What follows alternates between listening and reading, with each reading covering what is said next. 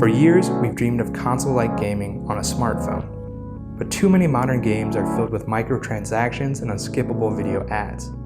Apple says their new gaming service Arcade will revolutionize mobile gaming. Let's see if they can make this dream a reality.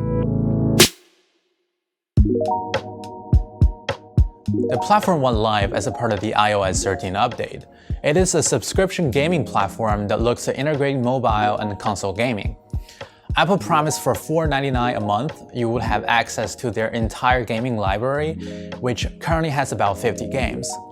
The company promised there will be no ad interruption or in-app purchases on the platform.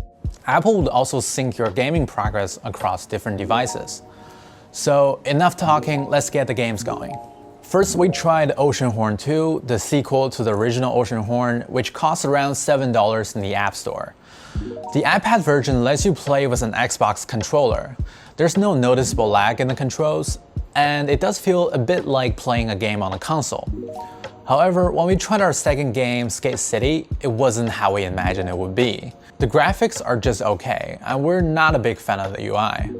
The game freezes during the tutorial when we played it on iPad and the iPhone.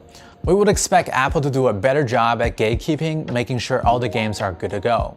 Overall, I'm still skeptical of the platform. We have a faulty game featured on the front page of the platform when there are only a few dozen games to manage. It's hard to predict what would happen when there are more games on the platform. However, we do think there are a lot of potentials for the Apple Arcade. And Apple can probably fix some of the issues in a few months. Granted, it's not going to replace Nintendo Switch or Xbox One.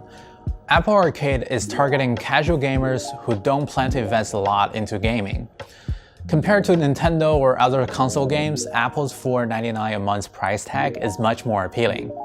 And I have to say, it's nice when there's no ad or in-app purchases constantly honking you for money, when you just want to relax and play a game. Google also sees the potential in the same market by offering a similar app subscription service, PlayPath, which currently offers 300-something apps, including gaming apps, other types of health, fitness, and photography apps. Thanks for watching. If you have Apple Arcade too, let us know what games you're playing, and make sure to subscribe.